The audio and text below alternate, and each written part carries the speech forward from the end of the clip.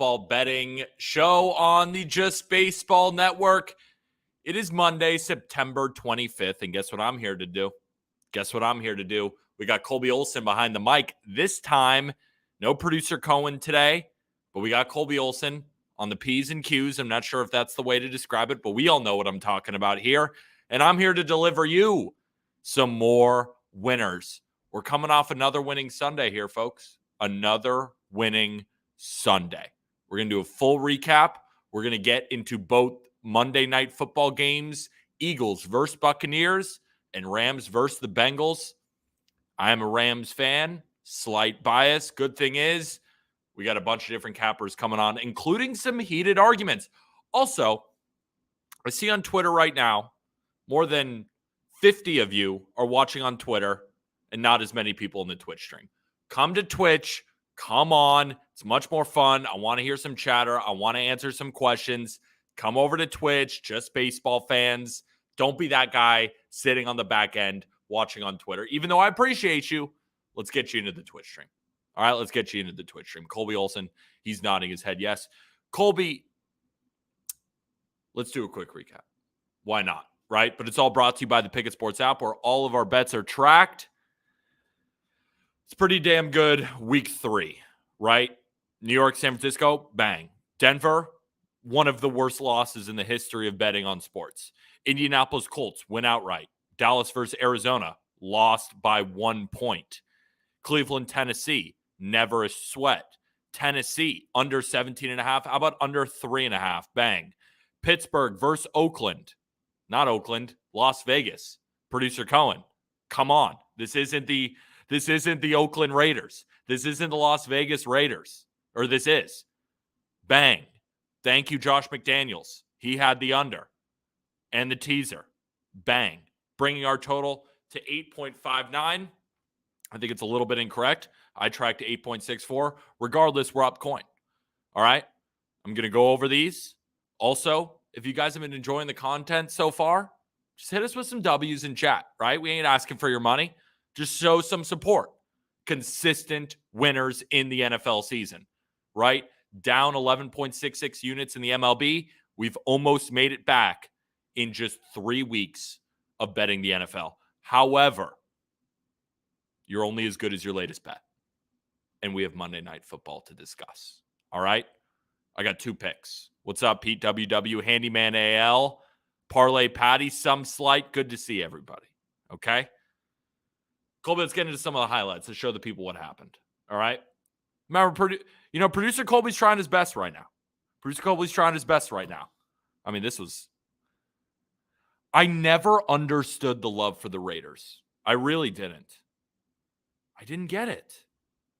I didn't get why the line moved. I was very comfortable with my 8.5 teaser position in the under, even though, right, we're going to talk about betting splits later. DeGen and I already had a conversation about this.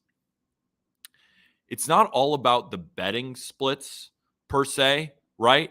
There's no doubt that the public was on the under in Sunday Night Football. But it's about the game. It's about trusting your numbers and playing trends.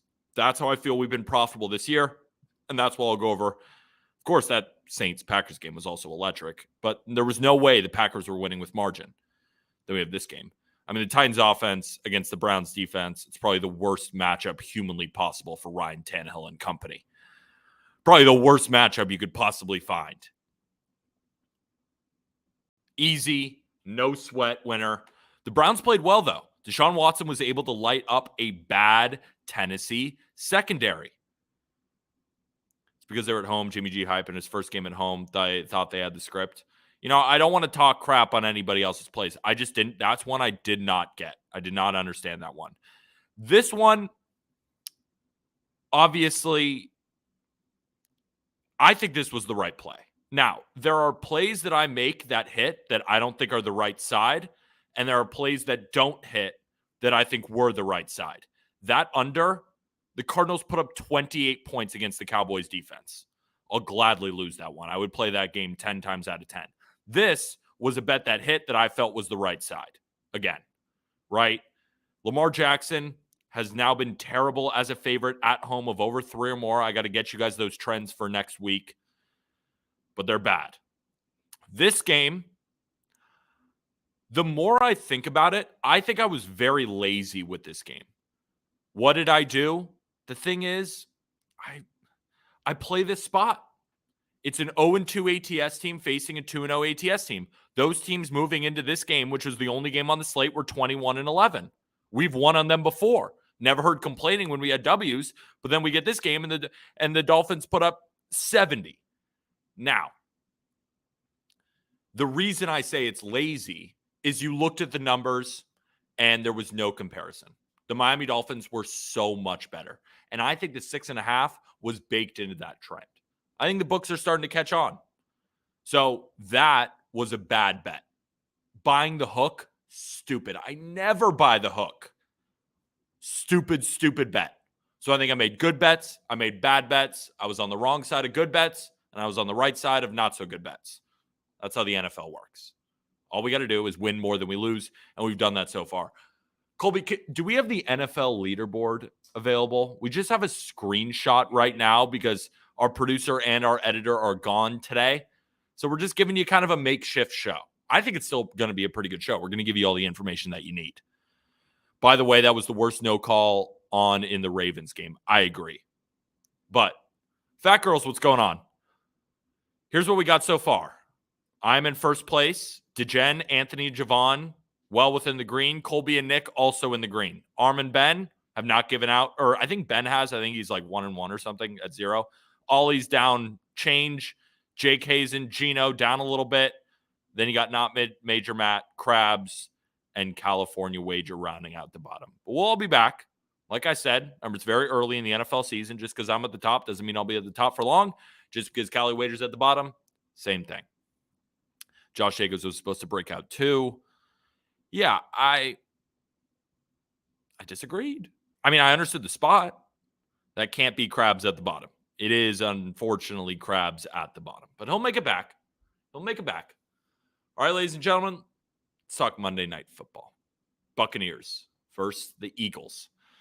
A lot of contention in this one. So here's what I'll say. Bring it in. Here's what I'll say. DeGen and I are going to talk about betting splits, about fading the public, all that good stuff. I bet this on Wednesday.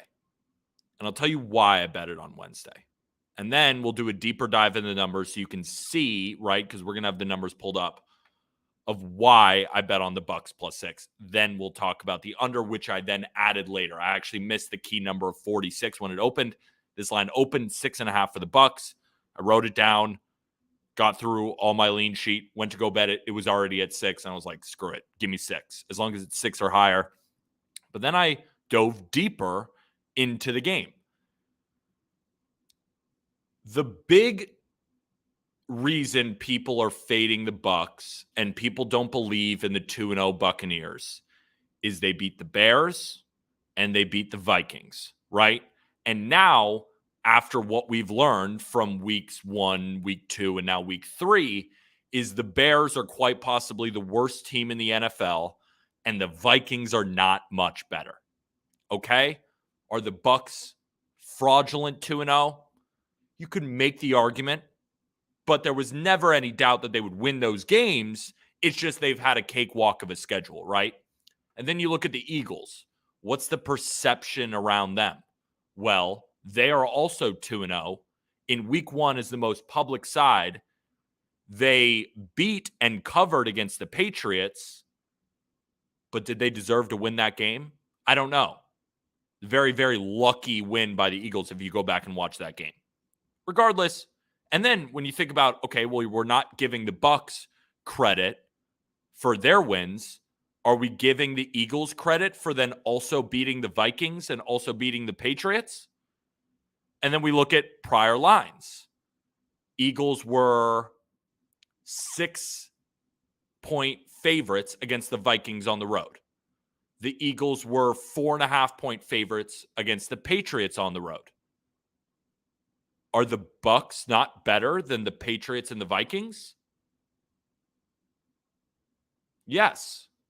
So what I think happened is the books put out a bad number. I thought when I looked at the line that as long as it's under 6, But then let's look at the numbers, right? Because EPA per play, everything has context to it, right? Completion percentage over expected, all of these numbers have context.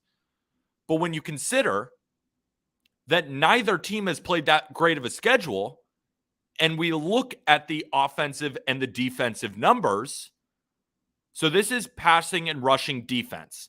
As you can see, both defenses have been very good, right? Eagles have been great against the run, as have the Buccaneers. And that's what led me to this under. We're also going to give you some referee trends. But this is a matchup of two upper echelon defenses on primetime, right? But we're afraid of the offenses. We're afraid of Chris Godwin and Mike Evans, and we're afraid of A.J. Brown, Devonta Smith, and the Eagles' electricity. But then let's look at EPA per play, completion percentage over expected, all of these different efficiency numbers on offense. Do you see that the Eagles are much closer to a team like the Falcons on offense, while the Buccaneers might be a step ahead of the Lions, right? If you could scroll down, Colby, let's look at the rankings, where these guys ranked in terms of the numbers. Can you scroll down here on this website? So look at EPA per play. This is on offense, correct? So let's look at the Buccaneers. The Buccaneers rank 10th. Where are the Eagles?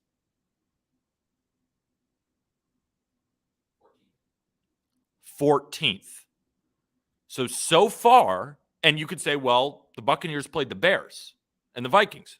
Well, the Eagles played the Vikings and then the Patriots. Okay? So, what do I think the line should be? I think the Eagles are better. I do. I'm not here to tell you, but we know in the NFL, the Cardinals just beat the Cowboys. But what should the line be? I think it should be 3.5, not 6. So if you're asking me, would I bet it down to 4.5? Would I bet it to 5? Absolutely. Now let's look at defense. Let's go to the defensive numbers. I know. Let's go to actually, yes, this is a good idea. EPA per play plus completion percentage over expectation. People are saying, well, is Baker Mayfield washed? What I will say is, as a Rams fan, I watched the tail end of what Baker was.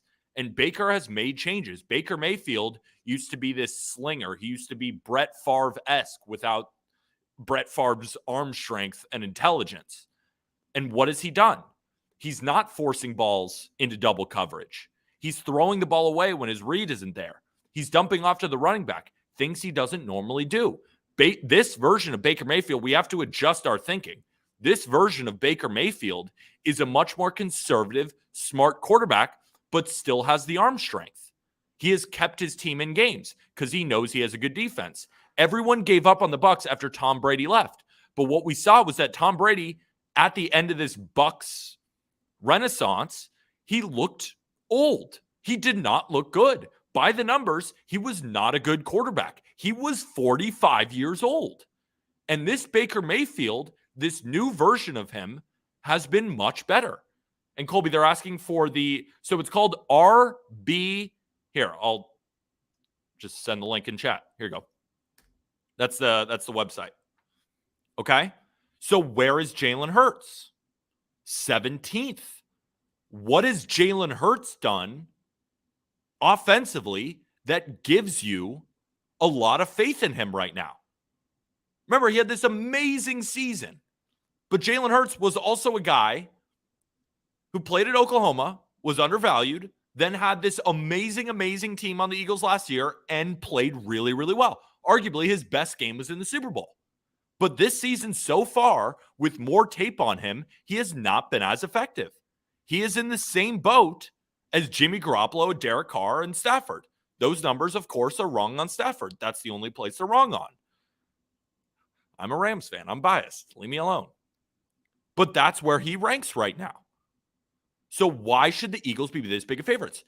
And then you look at any betting split, and now you have smart people both on the Bucs and on the Eagles. Scroll your timeline. There's plenty of Eagles -5s out there. There's some Bucs +6s out there, +5s, whatever it is. People are saying that the market has now gone too low on the Eagles. I personally believe hasn't gone low enough. I think their offense is overrated. And the reason I'm on the under, I think their defense at this point is underrated. I think they still have a great defense. That's why I'm on the under as well. But Peter, this is the best defense Mayfield is going to play. Couldn't agree with you more, right? I'm not picking the Bucs to win outright, even though I could see it happening. But with this new version of Baker Mayfield, where the Eagles want to shut down the run, where the Bucs don't really run it that much anyway, right? Rachaad White, we took his under in the full season. I don't really care about that. I care about exposing an Eagles secondary that I still don't think is all that great. That's their weakness. That's where I think in short to intermediate passes, Baker Mayfield can be effective, sow clock, and keep this game within 6 points. That's why I had a final score prediction of 23-20 towards the Eagles. And I would not be surprised if the Bucs win this game outright. I'm scared Baker is going to turn back into a pumpkin. I am not. I'm going to be completely honest with you. And this could bite me in the ass, right? I've given out bets before. They have lost before. And I will do it again. From what I have seen in the maturation of Baker Mayfield, I don't think he's going to turn into a pumpkin. I just don't. I think he is going to do the safe reads. 6-yard outs to Chris Godwin. 15-yard slants to Mike Evans over the middle. Short to intermediate passes to his backfield. Getting K-Dot involved. I think that's the game plan. And I think you're going to see these 6-7 minute drives from the Buccaneers where you're like, damn, he looks pretty good.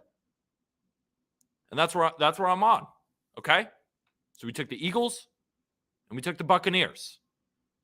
Now, Colbert, get on the mic. The chat's hating this. That's fine. That's what I assumed. So when I'm talking about betting splits and taking it a step further, right? Because you never should make a bet based on betting splits.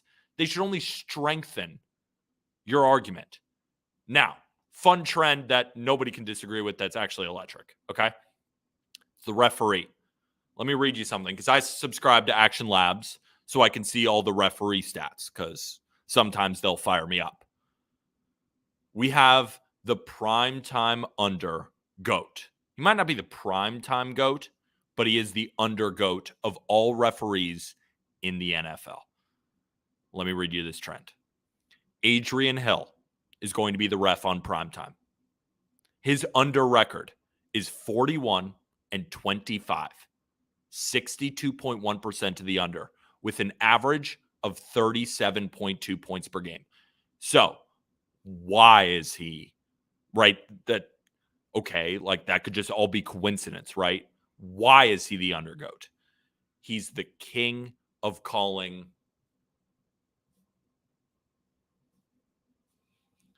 holding penalties, leads the NFL, ladies and gentlemen, slows these progressions, right? We see it all the time. What we see yesterday in Raiders versus Steelers, we saw the opposite. Plays were blown dead or roughing the passer penalties when, you know what I'm saying, right? It was going the opposite way. The refs were trying to make the overhit. Now, Josh McDaniels was on the other side trying to make the underhit. So there was a bit of conflicting factors. But that's why I'm on the under. I have two good defenses, and I have a guy who will consistently call holding penalties, slowing down the progressions of these teams. It's going to happen to both sides. And I also think the Eagles in the secondary with a couple of guys returning from injury, a little bit rusty, I think there's going to be more on them. And I think you're going to see some PIs for Evans, for Godwin, that maybe Baker doesn't play all that well, but he gets a little aid, right? We're diving deep in, okay? Hoodie Pete dialed in. You tell me, Jake. You tell me. I'm dialed the fuck in right now. And I cannot wait for DeGen to be on the other side of that camera because he's going to get it. He's going to get it. New version of Baker Mayfield after 2 games. Tell me this after week 6. We will see, right? That's why we make the bets. What are the props, Pete? I don't have any props. I like Kate Otten over 20.5, and I couldn't find a pair. Because I don't know what's really going to happen in this Bengals-Rams game. I don't, right? We know that Joe Burrow might play, right? The Bengals just brought up another quarterback from their practice squad. Maybe that means he doesn't play. I don't know, right? If he does play, what is he going to look like? It's so many unknowns to such an important position and the best player on the field that it's like, Do I like the under? I don't know. I truthfully lean the over because the Rams defense is still terrible. Still terrible. I love my Rams. Our defense is terrible. Aaron Donald can impact the game arguably more than any defensive player on the line in the NFL. Nick Bosa, TJ Watt. You know what I'm talking about. But in the secondary, it's not going to be good. That's why Joe Burrow is so important to this game. And I don't know. What's the over-under offensive holding calls that Ref Stats got me? That's something to look at. I don't know. So, but again, I like Cade Otton. I don't love him. I like him, but it's not even enough to play, right? If I found another one I really like, yeah, I'd probably make it a pairing. But I like it. I don't love it. It's also, you got some weird line movement, right? That line has been moving up and down, right? 25.5, 27.5 back down. It's been up and down. So that's not a good sign either. Are the holding calls made directly by him or his crew? I feel like it is misleading sometimes. It's his crew, right? It's the same crew.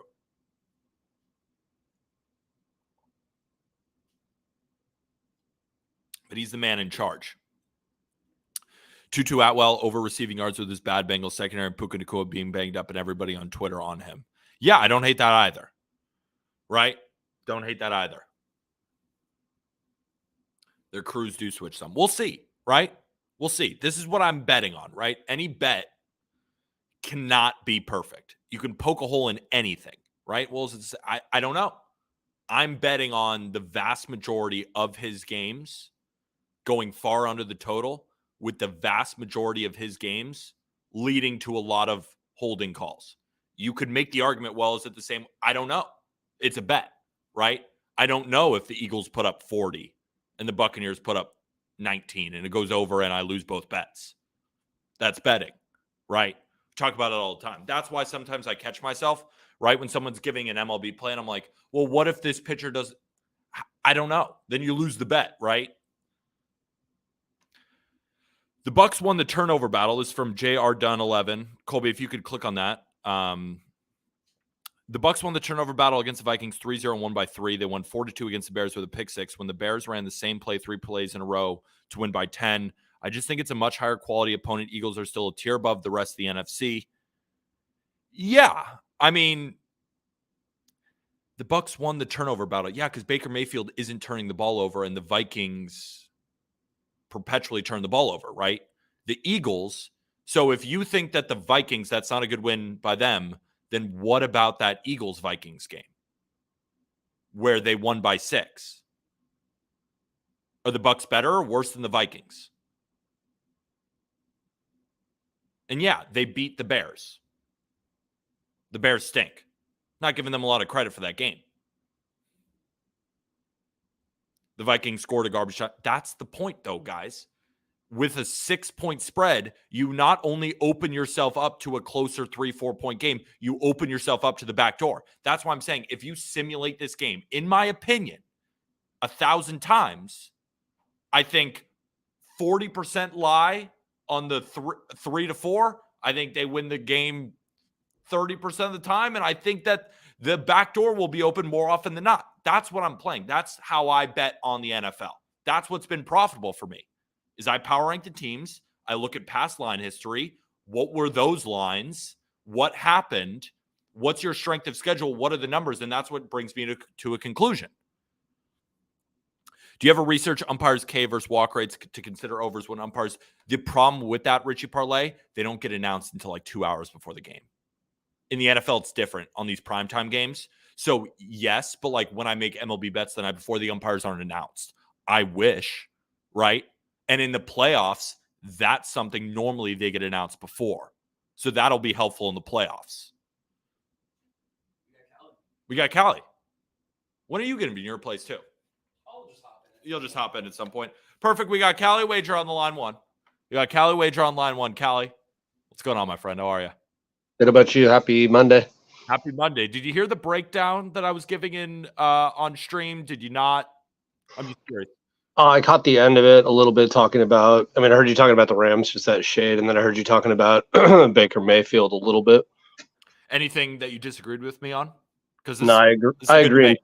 No, I agree entirely. But, you could, I'm not a Baker Mayfield fan, but I think that's because I'm used to him being that same Browns quarterback that anytime I ever seemed to bet him, he'd make some crazy play thinking he's, still in college and we're not at Oklahoma anymore. And, he would make that vital interception or just stupid bonehead play that would make you punch the wall or kick the dog.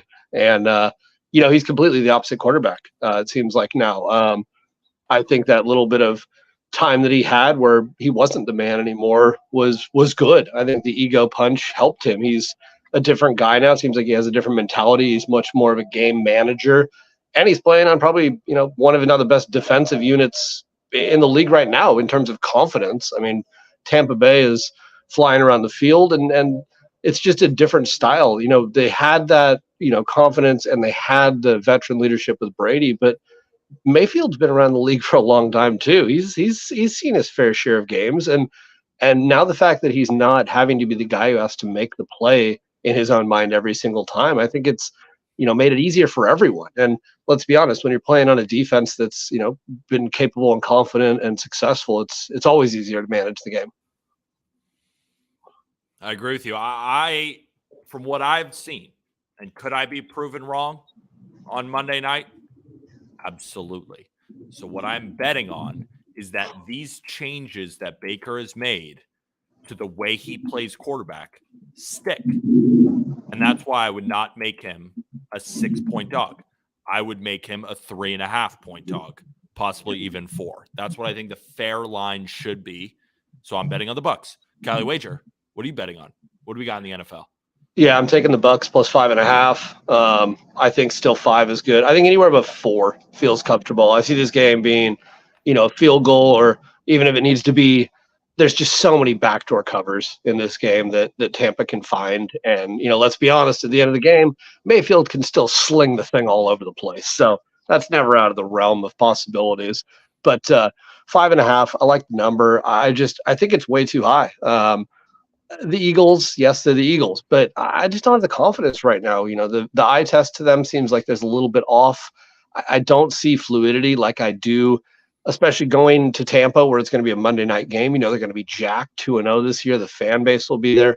There's just a lot of things, and I hate to have that narrative because everyone says that, but it does make a difference, and it does make a difference to the pros too. It doesn't leave that little bit of extra jolt that you get with a fan base, especially, Tampa's a fun place to play. Let's be honest. That's a great stadium. And when they're on, it's a great place to be. So I like a lot of parts of this game.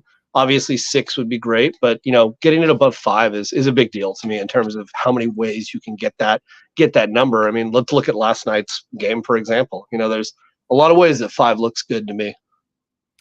So there is just a question in chat. I'm sure, Kelly, you can answer this too. Peter, I've been following you for a while now, and you seem to be a believer in people being due for regression. Baker has almost 500 yards and no turnovers through 2 games. With all due respect, that's a very simple way of looking at it. Just because I believe that there is regression to the means, it's not just a guy is playing well, so now he's going to play poorly in every instance.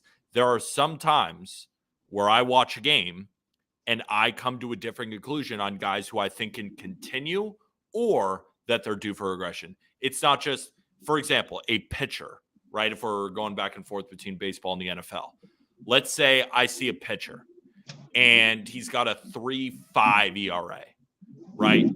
And he's got a 4.9 expected ERA. Well, why I was not on the Bryce Elder fade train, at least initially, when he had good start after good start after good start, I was like, well, how do you beat regression? Well, for Bryce Elder, keep the ball on the ground. He was maintaining a ground ball rate over 60%. That's Framber Valdez. That's Logan Webb levels. Once that came down, then I was like, okay, this is not that same guy anymore. Baker Mayfield, how do you stop regression? Well, the old Baker Mayfield would throw the ball into double coverage. He would test all the time and make stupid decisions. The Baker Mayfield I'm currently seeing is not doing that. So if Baker was still doing that and had 500 yards and no turnovers, I'd be all over the Eagles. So this bet is that from what I've seen, he is not the same quarterback, and I think Cali Wager agrees. I mean, let's be honest. If the Buccaneers were 0-2 and he had these numbers, I would be concerned because what else is going on? He's going to have to force even more. So you got to put yourself in the position of where it is. And it's early. And yes, you can jump to assumptions. But like I said before, Mayfield's been around for a while. You know what you're getting from him. And now that it seems like he's not, he's honed it in a little bit more instead of where he used to force the throw, like you said. No, he's willing to chuck it out of bounds. He's willing to let his defense work for him. He realizes you're not going to score every possession in the NFL anymore. So, field position's a big thing, especially like I said, the defense for the Bucs is playing great. Obviously, a couple injuries tonight, but that's football. It is what it is. But that unit as a whole, I like it. I think that it's strong enough, and I'm not strong right now on the Eagles. I'm not yet. More than fair. Callie, do you have any other plays for us? Yeah, I've got a teaser that you'll like, and it's for fun. It's a free play. It's everything. But I'm teasing the Rams and the under tonight strictly on the Burrow situation. I'd rather be ahead of it than late to the game. I still think that if Burrow looks healthy, hey, maybe there's still a live bet opportunity to hedge yourself or whatever. But I think getting the Rams at 9, and I think we got under 51, I believe, 51.5 or 51 that I saw for us. I like that because to me, those two correlate hand in hand more than anything. I mean, you're getting Burrow out of the game quickly. What's going to happen? You think they're going to sling the ball 40 times? Probably not. And even with Burrow in there, I still have questions. Rams within just under 10, I don't think is a crazy play. I think Burrow plays. Yes, the Bengals will win. And I don't feel like it's going to be much of a struggle. But you look at 9, even that 16-point or 15-point spot at the end, the Rams could still backdoor you. And that's assuming that you're getting a Burrow who's even in decent shape tonight. I like this play. I do lean towards the over. Going a little bit against the market there. I think the total has dropped. Colby, have you seen it dropped maybe half a point? What do you say? 45.5. So it is trickling up a little bit, or at least it's stayed around that number. Yeah, it's bounced back and forth right now. Watching the Eagles-Tampa game, I'm watching it going 5.5. It's done it 3 times already since we've sat here. I think for at least for the Rams side, I think that 6.5 line with Burrow, I think that was kind of assuming that Burrow was a full go, and then he wasn't a full go, and it dropped to 3. So I think the market is kind of telling us now that if Burrow's not going to play, or if Burrow is playing, he's not 100%. I think that's why this line is kind of stuck there at 3. So I think the 10 is very safe. And in terms of the total, that's where I get a little bit hesitant, because I think if Burrow does even look good, the Bengals win by 7, let's say, and they would have covered that original line. And it could be a game where the Rams defense is terrible. Yeah. And it ends up going over. That would be my one concern. So my favorite part of that teaser is the Rams. The total, I'm just a little bit sure, because I don't like teasing totals. Something to look at too. I didn't want to, since it was just for free with this one, I didn't want to tie it all together. But something you could look at too is teasing the Buccaneers and the Rams together. That's something also that has good value between those two. If you want to go dog friendly, that's a good one. And really, to me, I would rather tease money line between the Bengals and Eagles rather than look at teasing them in any way, shape, or form. Crossing 0, although we do have ties now. There really is no value if you're going to do this long term.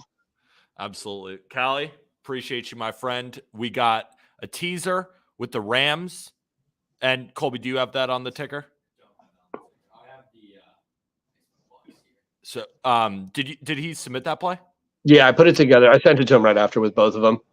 Well, blame Colby. I get No it if worries. you want to blame Colby. And I will say real quick, we cleared a nice 12.5 units last weekend in Korea in 5-1. So I'm going to do a giveaway.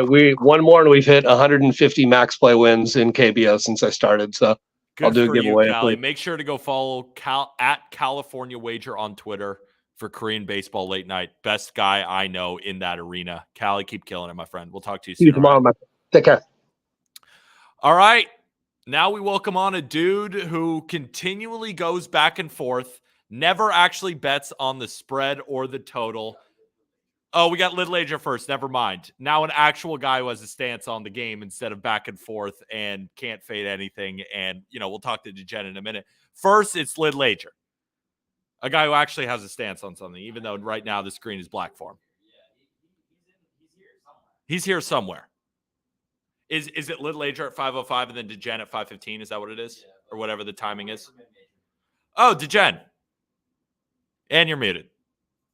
I said, do you want me on now? I guess so.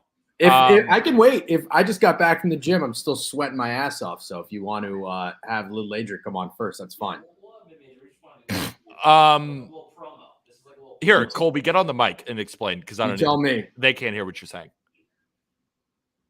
Yeah, I was just bringing you on to do a little promo action. I think he's muted. Oh, you're muted, Colby. I'm muted. You know, we're just gonna no. Oh, here we go. We're here.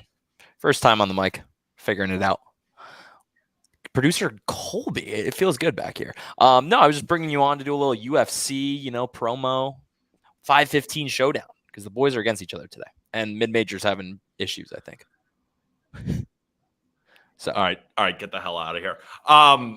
What should we? We'll just do DeGen first, and if mid-major, you might just have to wait until after DeGen comes on. DeGen, let's talk. Okay. Let's talk.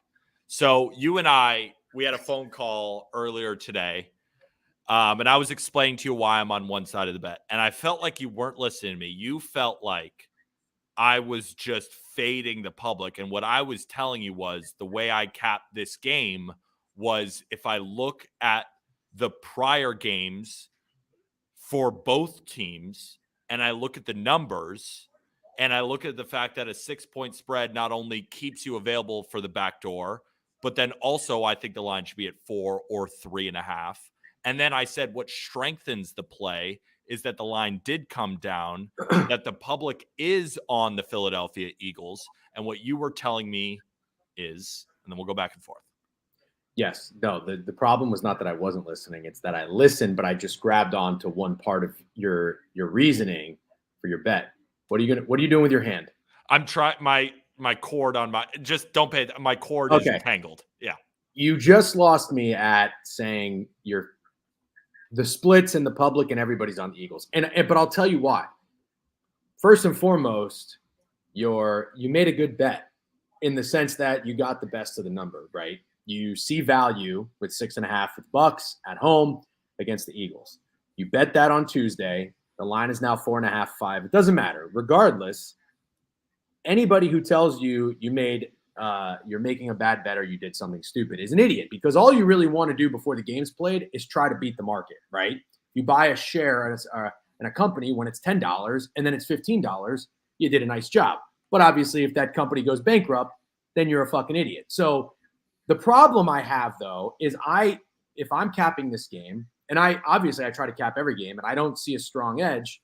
I have leans, but I think that the value seems too easy to me. I think that 6.5 with a primetime home dog with a 2-0 Bucks that are 2-0 ATS against the Eagles, who nobody's really that sure of yet. I think that feels too nice, and that is what I have dubbed a fake sharp spot. So by definition, it's sharp, but I feel like it's a little bit of a trap. And now, in my experience of betting, I want to be on the right side of the smart people more often than not. Who doesn't, right? But smart people still make mistakes. Smart people lose bets. Yes. Sometimes when all the smart people align, it scares me. And I feel like one side of the boat is a little too lopsided, even if by what the splits are saying, you feel like you're fading the public. But here, before you continue, because I just want to Your address turn. that point, then we'll go point by Your point. turn. So, what have I said on this stream? And I've said to you before that we are in our areas of Twitter, right? You follow a lot of people who you respect in gambling. And I'm not just talking to you, DeGen. I'm talking to the entire chat too. You're in a bucket where you only see, like, if you follow 1,000 people, that's and then 20 of them you respect, and you see 13 of them on the Bucks and 7 of them on the Eagles. Because you scroll your timeline, and I've scrolled mine, there's plenty of Eagles -5. There is plenty, and you can't tell me, because I could bring up a bunch of tweets that I just saw. And then I look at the betting splits, right? You look at VSiN, you look at Pikkit. It is 65% or more wherever you look. Then I look at comment sections of my TikTok. Everybody thinks it's a donation. Look at this TikTok right near from Big Whale Balls. Good number, terrible bet. I've been getting roasted in this exact chat this entire time. where are the other Bucks bettors on Twitter? Where are they in the splits?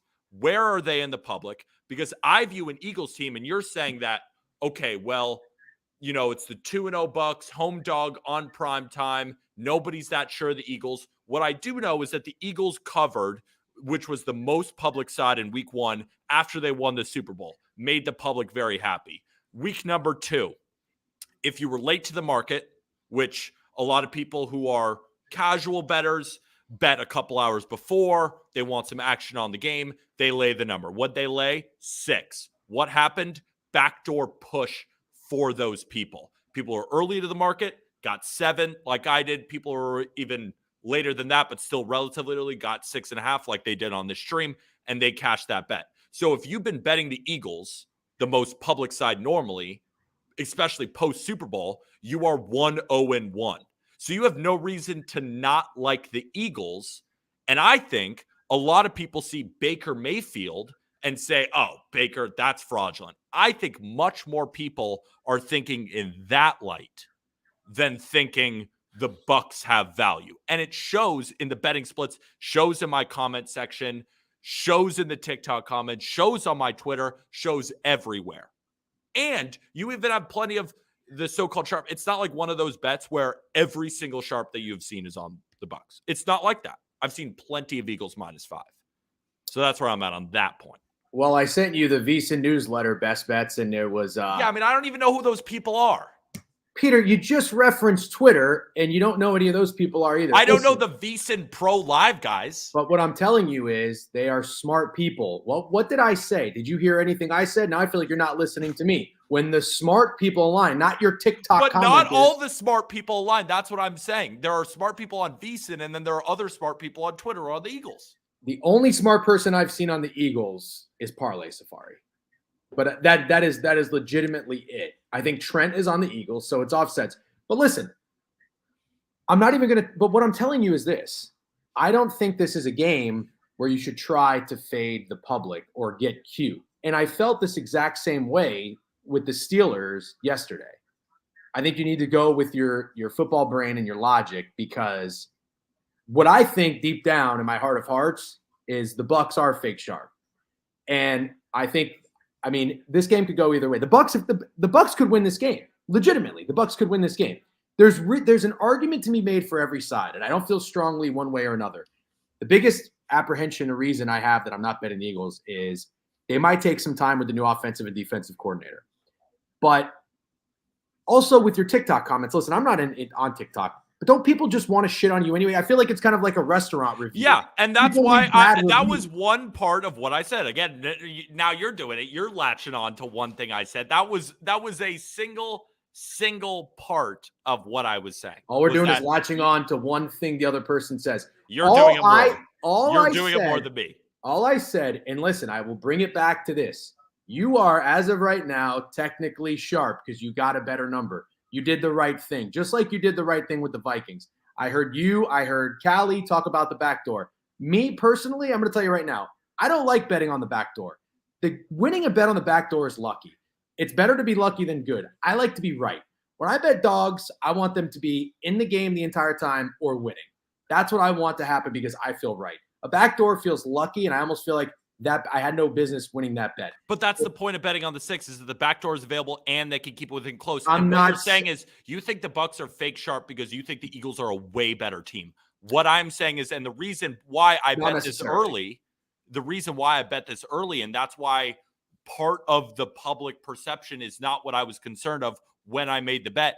I looked at the numbers, saw what Baker has been doing, believed in that, saw that in terms of defensive rankings, the Bucks are right there with the Eagles. In terms of offensive rankings, Baker Mayfield has been a better quarterback than Jalen Hurts has this season, and that the overall Bucks offense, by all the metrics, and we can pull them the fuck up, which I just did, is that the Bucks should not be 6-point dogs. Are the Eagles better? Yes. So what should the line be? 3.5?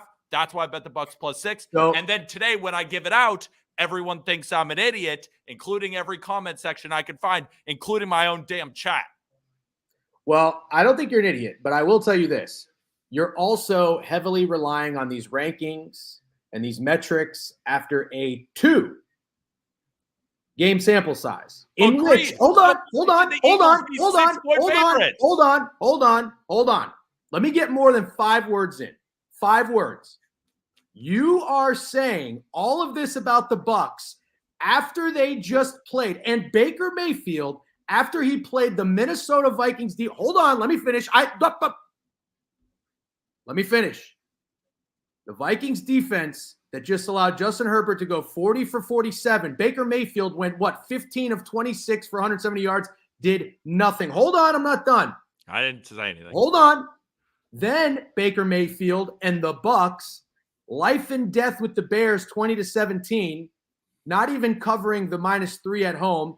What have the Bears done this season? Oh, I don't know. They look like the biggest embarrassment in the NFL. So if you leave out the context and you look at the analytics and the metrics, just like what everybody's doing with the fucking Broncos offense and Russell Wilson, kiss my ass because they play the Raiders and the Commanders at home, get fucked. All I'm saying is what you are ultimately saying is you believe Vegas is wrong by 3 points. Now, listen, if you're right, I give you credit. I don't have the balls to go the other way. However, I don't necessarily think Vegas is wrong. I don't think they're wrong by that 6.5 because I don't know if the Eagles are that good just yet. Do I think they will be? Yes. I have them to win the Super Bowl. I don't feel great about it, but I think they will figure it out. I think it'll take another couple weeks. However, I am not sold on Baker and the Bucks just yet. They do have a pretty solid defense. The strength of this team is the defense. It is not Baker Mayfield. So all I'm saying is a lot of people see this number, a lot of people with a lot of money, a lot of small people, and they are getting pretty comfortable with that 6.5 on an Eagles team that a lot of people said that narrative after the Patriots. You're saying the public was fat and happy with the Eagles? Fuck that. Everybody said they deserved to lose and shouldn't have covered. Then backdoor was left open with the Vikings. I don't think anybody feels that comfortable with the Eagles. It's a prove-it spot, and maybe at the end of the day, yes, the public better will say, give me Jalen Hurts and a team that just went to the Super Bowl. I'm not buying Baker just yet. My problem, again, is when the majority of the smart people see a lot of value in something, I can't help but think it's the white van that says free candy. That's all I'm saying. I would just say throw the fade the public out of this capping and out of this equation. That is literally it. But everything else, if you truly believe, if you're buying the Bucks with Baker and you're not, to me, it would be not being sold on the Eagles. The Eagles are not right yet because they have these new coordinators. And we're seeing now that these offensive and defensive coordinators, Gannon and Steichen, might be pretty fucking good. That would be the reason you can convince me to take the Bucks. Solid defense, stout defense. Bowles is a solid defensive coordinator. That's where I can get there. The public stuff, no. It's irrelevant to me. The splits are irrelevant to me. The public's irrelevant to me in this particular situation. Okay. Well, answer a couple things. I'll do one very quickly. On primetime, you can never throw public betting splits out the window. You just can't. I disagree. I just vehemently disagree that in primetime, especially more than any sport, the NFL, that you just discount the splits. I can't do it because those betting splits, what are they telling me just on the surface? The Eagles are getting more tickets and more money, plenty of it. Every betting split you're going to find 70% north. What did the books do? They lowered the line to 5.5. Why did they do that? To get in more Eagles money. Why would they do that? So that's just, what are the books going to need in this game? I think the books are going to need the Bucks and they're going to need the under. But you want to throw all that out the window? Fine. That's from audience. If you believe in it, you just heard my opinion. If you don't believe in it, good. We can get past that. Oh, I very much believe in it. Oh, so you do believe in it? Motherfucker, I told you. I'm saying for this I've game, introduced the splits to this community. So how just in this game can we throw it out the window? That for every game, it's a part of your handicap. Now, let's look at both of those games against the Minnesota Vikings. I already told you why, but I'll repeat it after this. I understand. You said that you saw smart people on the Buccaneers, so you're discounting the betting splits. No. Then repeat it. Maybe I heard wrong. I'm not discounting them. You're throwing them out the window. Yes. Your words. Yes, because when I if you text a group chat of all your smartest, sharpest friends and everybody likes one side, it doesn't make me feel comfortable. Just like if you walk into a bar and 9 out of 10 people are on one side, the side you're on, it doesn't make you feel comfortable. I like it to be a little bit more split.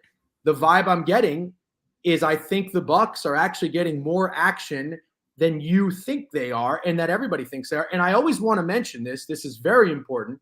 These betting splits should be taken with a grain of salt. Do we really know how accurate they are? Of course not. They're all different books. They're changing all the time. We don't know what percentage of money the teams were getting with those numbers. Of course, I value the splits. I look at them for almost every game. It doesn't dictate my capping. Sometimes, if I have a lean like that I don't really love, but I see the splits, I will then love it. So no, I'm not anti-splits. I know some people are, and that's totally okay. You can have your own opinion, your own ways of capping. Yes, to me, every game is different. Every situation is unique. In this particular one, I think that there is a chance the Bucks might not be that good.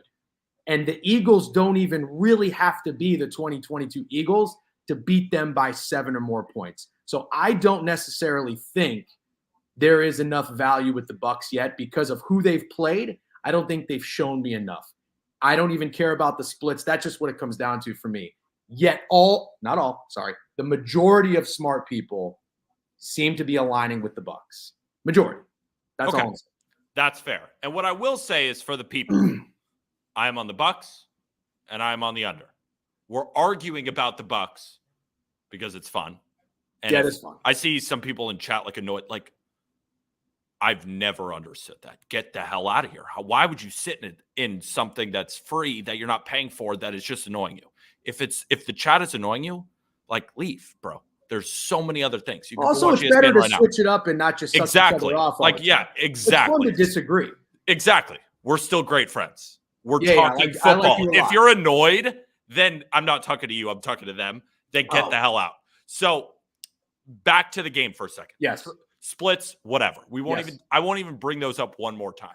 I want to talk about the context of what you were saying because you provided a lot of context to why the Bears the Bucks are not in a good spot, but that the Eagles, so in that week 1 game against the Patriots, here's what I do know. And you could say, well, the perception, whatever. If we're taking that out, here's what I know.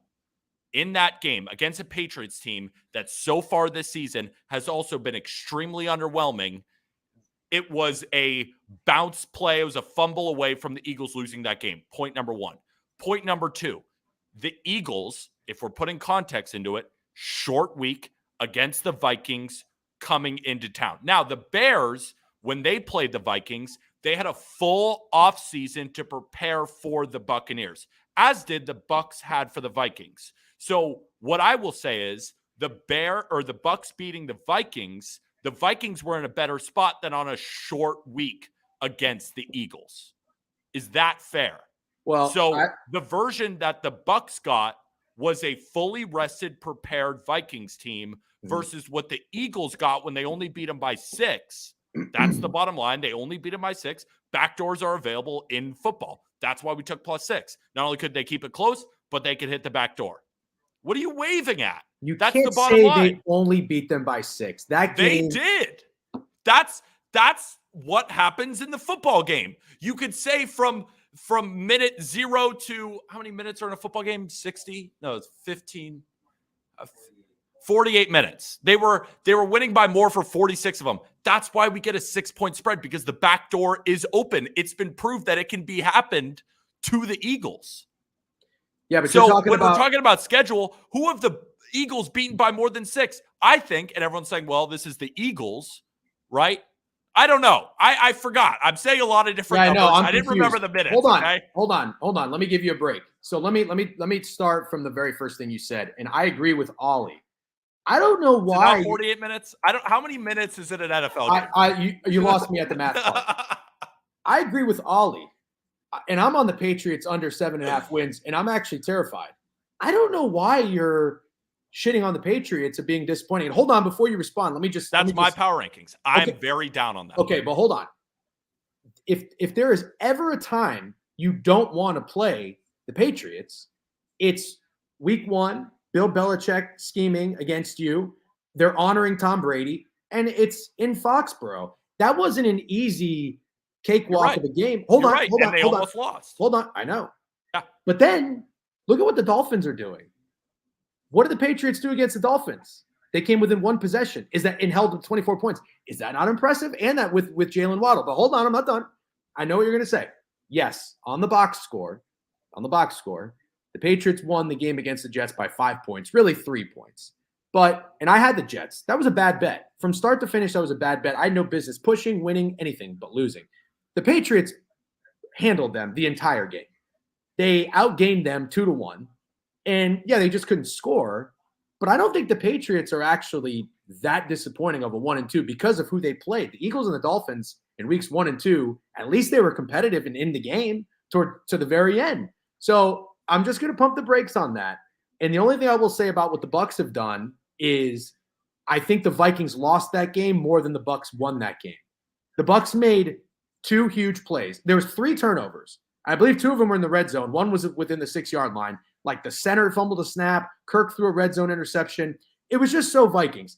But Baker Mayfield in the offense did not do anything, in my opinion, as far as outside of making one 38, 39-yard touchdown pass to Evans. And then Baker had 1 or 2 big scrambles to kill the clock and ice the game towards the end. So I'm just not that low on the Eagles' performance, even though they haven't been overly impressive. And I'm really just not that high on the Bucs results just yet, because I think the Vikings gave that game away. And then what we see now, the Bears, I mean, they're just really, really bad. Terrible. They're terrible. Terrible. So to me, what I thrive off of are sample sizes, recent performances, and seeing what we know from teams. And the reason I don't feel the need to jump in on these Thursday night games and these Monday night games this early in the week is because we don't know enough about these teams just yet. Maybe you guys do. I don't. So I want to wait and see a little bit. And then I will start to really lean into it and get there a little bit more. But again, I want to make this very, very clear. I don't think you made a bad bet. I am not rooting against you. You're not. You didn't even bet the Eagles. No, I'm not betting the Eagles. Exactly. No, but I was just reading chat. They agree with you. I think a lot of them are taking the Eagles. They don't believe in Baker. All I've seen in the chat so far, they're laying the juice on Baker interception. Hasn't thrown one yet. Yeah. That, in my opinion, is the definition of fake sharp, right? He's juiced to the over. He hasn't thrown an interception yet. Of course he is. The books know that you know who Baker Mayfield is, or your past perception of Baker, that he's this gunslinger, that he's facing the best defense he's ever had. Of course they're going to juice the over picks. Do you think that the under would be juiced? That makes no sense. And I'm saying is, that's not weird. And my last point to everybody, and you could fade this, and I will say it, and I feel like a dick saying it, but I'm getting a lot of shit. If you like the Eagles, congratulations. They gave you a better number. Yeah, buy low. They gave you a better number, right? You can find 4.5 in some spots. If I'm such an idiot and I don't know what I'm talking about, why did the number move against me? That's what I always say. Now, Raiders moved from 1 to -2.5. And I was on the Steelers. It's not a fade public. I was on the under last night in Sunday Night Football. There was 77% of the money. I follow the numbers, and then what helps is what the public perception is. That aids to the handicap. I bet the under last night. DeGen, was the under public? In the Raiders game? Yeah. Or at least what I saw from the betting splits, that there was a lot of fucking money on that under. Yeah, and line didn't move. I don't know. There might always be money on primetime unders now, but I really don't know. But yes, I like your handicapping style. You don't just blindly do one thing. At least when I've been following you, and that's why I'm not going to give you, like, I don't criticize you, and I respect you as a sports bettor. And again, it's just game by game. Everything is different for me. And in this particular one, it kind of feels a little bit more like the Raiders and the Bills, right? The Raiders opened 10.5, and it went all the way down to 7.5. And the only sample sizes we had were the Bills losing to the Zach Wilson-led Jets, and the Raiders beating an 8.5 win total expected Broncos team. So everybody, after one game, thought, "Ooh, Maybe the Raiders are a little bit better than we expect. Maybe the Bills. So the professional bettors, people like you, adjusted their power rankings. And they say, oh, wow, the Raiders getting 10.5 points is too much. It feels like value. Bam, bam, bam, bam, bam, bam, bam. We're going to put thousands and thousands of dollars into this. When really, if you just step out of that for a minute, don't look at the money, don't look at the splits, don't look at anything. Really, are the Raiders going to go to Denver and then go to Buffalo?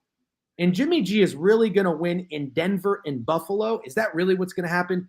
That's all you really needed to think about. So all I'm saying is in certain situations, that's my other example. And that's fine. Yeah, what I will say is, too, that's a completely different spot, right? In They're all this different. matchup, they're all different. And in They're all this different. matchup, here, just bottom line, I think, and everyone's saying, well, this is Baker Mayfield's toughest defense he's faced. I would say the same thing about the Buccaneers. I have the Buccaneers power rated above the Patriots. I have them power rated above the Minnesota Vikings. The pick that I'm still kicking myself for doing is not taking the Bucs in week 1. I love that spot, and I was so upset that it was 5.5. Felt like that was a dead number, and I was like, you know what? I just won't bet it. What happened? They won the game outright. I've thought the Bucs are better than what the market is saying, so we're also coming from different spots here. You're a Buccaneers fan that now has Baker Mayfield. You haven't seen much of Baker Mayfield, and you have the Eagles to win the Super Bowl. So you were also super high on the Philadelphia Eagles this season.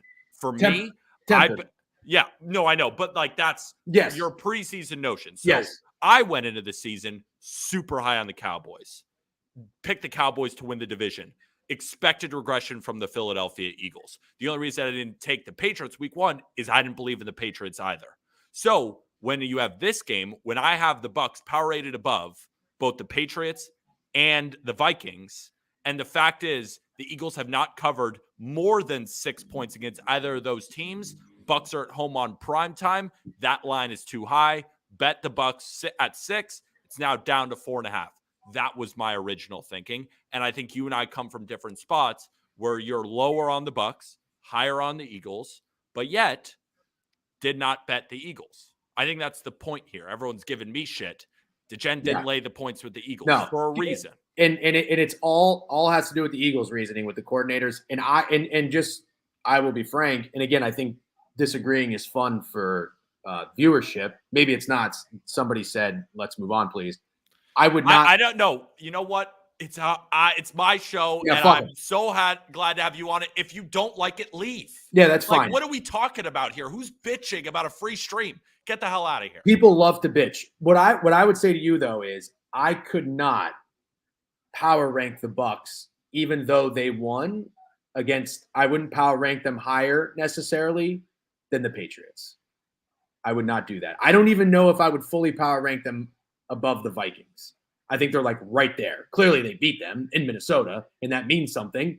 But I think you're lower, and I hope you're right, because again, I have Patriots under. But then what did I do before the season started? I was like, bet the Vikings under win total, bet them to miss the playoffs. I know. And I got a lot of pushback on that again. You did. I'm very low on the Vikings. You were probably so right about the Vikings. And if they don't win in Carolina, I mean, they're probably going to trade Kirk Cousins. I mean, those are like, I bet the under in Carolina Panthers too. Yeah. Colby, you got something? Yeah. So this game for me, like what I saw. Why don't you hop on the mic? I mean, so this game for me, what I saw last week was the Eagles just took the top off the Vikings defense. Like A.J. Brown, Devonta Smith were animals. And are the Bucs going to be able to cover that? And I'm bringing this up too because Jen, like your one of your play of the day is Jalen Hurts over 37.5 yards is his biggest completion. And I think that's how the Eagles are gonna dominate again tonight. They're just gonna take off the top off the Bucs defense. So I'm curious what you guys think about that. Well, go ahead. Here, Jen, let's talk about your play. You have a play for us. It's not just, we're arguing about the game in order to give both sides of the argument for both sides, right? All we're here to do, and people are saying I'm being so mean, here's what I've done. And I'm going to toot my I don't think horn you're being mean at all, by the way. I don't think so either, but for anybody who's very, very sensitive out there. Soft. I've given away over $1,000 of my own money on stream, and I've won 8.64 units in the NFL, and I haven't charged you a dime. So when you bitch and moan about a conversation with my friend where we're talking football on a sports show, I'm not going to coddle you. Yeah. If you're going to bitch about that after I've not only won you money on my picks and then I've straight up given away cash on stream every week, I'm not going to hear you out. I mean, if you're not busting your closest friend's balls, I don't know what to tell you. I don't know what you're to not tell my you. cup of tea then.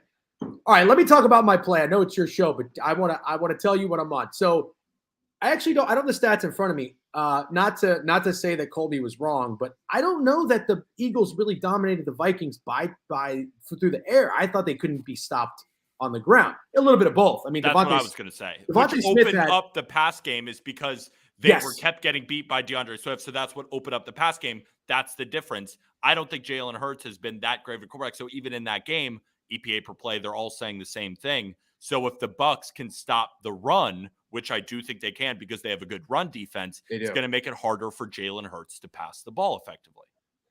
So I think that what was really telling about that Eagles home opener is they haven't figured out. Jalen Hurts is not himself yet. He's learning with a new coordinator who was the quarterback's coach. It's not like they got somebody out of the blue and it's like an entirely new system. But they're not there chemistry-wise yet. He did make some connections with Devontae from what I remember, but then DeAndre Swift just went fucking off. And honestly, I mean, the Vikings defense is bad, but they were getting run 7 yards a carry. But Todd Bowles, if there's one thing I know about Todd Bowles, I don't think he's a good head coach. I think he's a dog shit head coach, but he's a phenomenal defensive coordinator. Yeah, I don't think he's a good head coach either. He's not. Yeah. He's a really good defensive coordinator. And I mean, I'll never forget when he was defensive coordinator for the Bucs before being the head coach. I mean, he would come up with some incredible game plans. And some of the ways he would take out the running backs, and Christian McCaffrey is one of the examples I use, when they played the Panthers was beyond impressive. I think Todd Bowles saw them run the ball like that and took it as a challenge and said, okay, you know what? Hurts is not there yet. The passing game is not the threat. We got to worry about this run game with the Eagles. I got a great offensive line. We're going to shut the run down. This is what I think. I think they're going to try to make Hurts beat him with his arm. Now, again, part of the reason I'm not betting the Eagles is because I'm not overly confident that the Eagles will beat them through the air, because the Bucs have some guys in the secondary too. Antoine Winfield Jr. is good. Carlton Davis is Jekyll Hyde. Winfield's been fantastic. I bet him to be the first defensive back drafted 25-1 when he came out. He was not. I forget who was, but I was so happy when he fell to the Bucs. And he's fucking awesome. And Jamel Dean's back there. Like, they have some guys. I don't know who's injured. I know there's some questions about Levante David and Devin White. Levante David's one of the better coverage linebackers in the league. He's getting older. That's why I don't really like Goddard too much. And Devin White is an animal. And their front seven's really good. Let's just I'm on my phone looking up the injury report for you. You can continue. Okay. So basically what I'm getting at is this. I think Todd Bowles is going to try to remove the run game from the equation. And I think the Eagles are going to have to throw. But you know what I like about Nick Sirianni is he says, okay, fine. He's not stubborn. He's not going to try to do anything they can't do. He trusts Jalen Hurts. They have Devontae Smith and A.J. Brown, who's a fucking beast. And one thing we do have to say about the Bucs, they are susceptible to letting receivers make huge plays. Justin Jefferson, 128 yards in the first half against them. I think DJ Moore had 6 catches for 104 yards. So these guys, the secondary is okay, but it's not the strength of their defense. I think Jalen Hurts is going to get some one-on-one opportunities with A.J. Brown, and I think A.J. Brown's going to win them. Who knows if Devontae Smith is going to beat him with their speed? Probably will. But the over 37.5 yards for Jalen Hurts is my favorite play. Longest completion, 37.5 yards. I have 2 units on it, and everything I pitch on here, I bet straight. So that's my favorite play. And, I don't typically go 2 units on a player prop, but when I do, it's something I'm pretty confident in. I got, so far, a pretty good track record this season. Everything's tracked if you think I'm full of shit. But that's where I'm going to go with this game. I also think A.J. Brown's going to score. A.J. Brown, anytime touchdown. That's right, Go Dino. Gabe Davis, longest reception against the Jets. But I think A.J. Brown's going to score. He's my anytime touchdown play at plus 140. And on top of that, I'll give you a plus 550. I bet nobody's giving you this on your stream. I think the Eagles defense scores. Yes, maybe I am a sucker for thinking Baker Mayfield throws an interception, but I got bad news for you. He's very likely going to. And if he doesn't, he's going to get sacked, and he may fumble. This Eagles front seven is fucking nasty. We've seen Jalen Carter is as good as advertised. Insane that he fell to the Eagles, 9 or whatever he went. Fletcher Cox is playing today. He's got an insane square up on Prize Picks that I love. Over half a tackle for a loss. The Bucs offensive line is not great. There we go. The Bucs offensive line is not very good. I think they're going to get pressure. I don't think the Bucs will be able to run the ball at all. The weakness, though, is the Eagles secondary. So Baker, I think, is going to throw the ball, and that's why. And I think you keep in mind, I think he's going to find a little success. I have an exact score of this game, 21-17, 190-1, if it goes under. I think the Eagles could win and not cover, but I could see every scenario playing out. DeAndre Swift under 37.5 rushing yards. So I am fading an Eagles player. And again, I think this kind of goes back to what I started with. The Bucs run defense is very good. And Bowles schematically, I think, will remove him from the game. So all of these things kind of play into each other. The defense is going to show up, is going to pressure Baker Mayfield. Turnovers, Fletcher Cox getting a tackle for a loss. I think A.J. Brown is the guy who has a big night tonight. And he's the receiver, especially after we saw that spat last weekend with Jalen Hurts and A.J. Brown after he didn't really give him the ball. I'm not even – and I just want to be clear, that's not the only reason I'm into this. Like, I said this a week ago before that game even happened, because there's always a guy who makes big plays against the Bucs as a wide receiver. And I don't think it's speed. I think it's the brute force of A.J. Brown. Yep. Yeah, I think it's brute force. I can't disagree with any of these plays, especially like it's so funny. My favorite one is this Fletcher Cox more than a half tackle for loss. Like he's going to burst through in this game and either disrupt Rachaad White, who I think is a garbage running back, or he'll just get to Baker, who sits there too long in the pocket because he isn't consistently making those dumbass throws where he's just slinging it. Sometimes he can fall into I'm sitting there waiting for the right read. And instead of him normally last year and really his whole career was throwing interceptions, now he's just going to get sacked, which I do think could happen. I don't think Baker's going to throw a pick today. I'm willing to say that. Am I betting it? No. I don't think he's going to throw a pick today. Well, A.J. Brown, I do think is going to have a fine day. I don't know if he finds the end zone, but I think you're going to see 7 to 8 catches for him, and I think he goes over his fantasy. And that's why I like you, Peter, because you still take contrarian approaches. Because you're right. As a contrarian bettor, I do agree that Baker Mayfield to throw an interception is very square. And I think that's what everybody's doing, especially after seeing, Baker Mayfield doesn't have an interception after his first 2 games. Now he's juiced towards it. No shit, he's juiced towards it. It's Baker Mayfield against the Eagles. Yeah, that is not weird to me. Let's just be clear. That is not weird. Minus 130. If anything, I'm glad it's 130. It should be 130. Yeah. It's not weird that it's 130. Agree. So, totally agree. But if it was like plus 150, I'd be like, whoa, maybe this motherfucker isn't going to.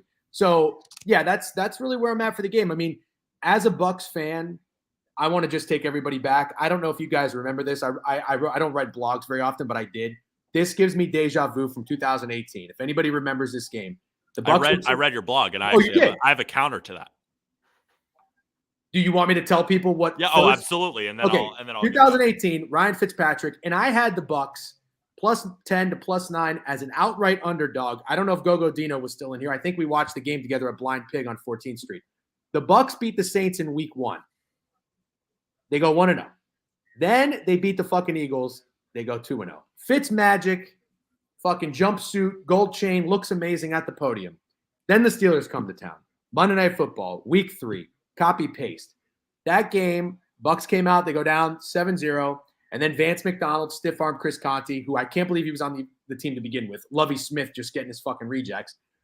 And then they go up. They're up 30-13. That's why I always say you can't say the Eagles beat the Vikings by 6. Like, come on, they were in control of the game. The Steelers didn't just beat the Bucs 30-27 and win by 3 in that game. They dismantled them. It was 30-13. But the Steelers and teams in general, when they go up, they tend to play soft. They try to prevent injuries. It makes sense to an extent. They try to prevent injuries. That's why I do agree. Like, the back door is always there. I don't blame you. That's a good thing to have in your favor. So I think this could be a repeat of that, where the Eagles come in, they kind of just put their dicks all over fucking the Bucs' forehead and do whatever they want for 3.5 quarters.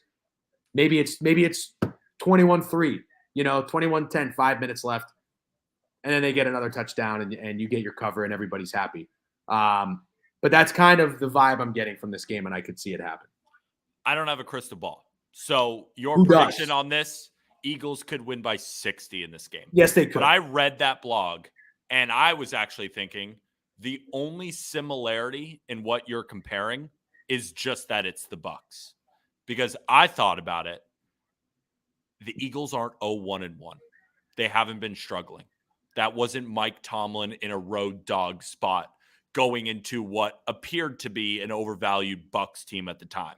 This is a 2-0 straight up 1-0-1 ATS team that is coming off a Super Bowl loss where they kept it right there with the Kansas City Chiefs, going into Tampa Bay against a Bucs team that I truly think if you polled most people betting on this game, they don't believe in Baker. They're betting on his over interceptions, and they think the Bucs are the most fraudulent 2-0 team while they fully believe in the Eagles.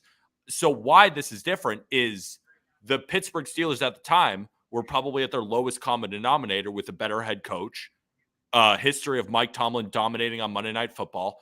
The way I was reading your blog is the Steelers were such the play there. Now, Monday morning quarterback, I'm saying it in 2023 when that game happened in 2018, when I don't even remember that game, right? I don't even know if I was actually betting hard on the NFL back in 2018.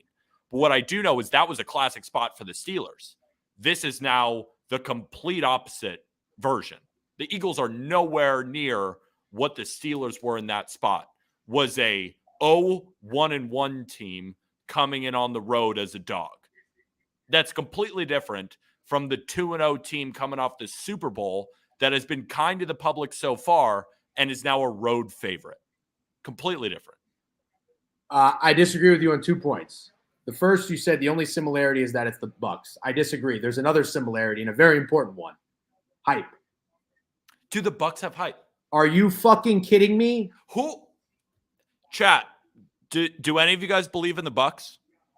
First of all. Seriously, just be honest. Do any of you guys believe in the Bucs? Hold on. Do you think they believed in the Bucs? Then, hold on. I'm talking about in the stadium from Bucs fans. Absolutely not. No, nah. Yes. I'm on Bucs money line. Had a baby. This must be John. I love you. Good shit. Okay, but hold on. I don't. I'm not talking about these people. I'm talking about hype for the fans in the city around the stadium. Yeah, I'm sure the 80 people that live in Tampa are hyped about them.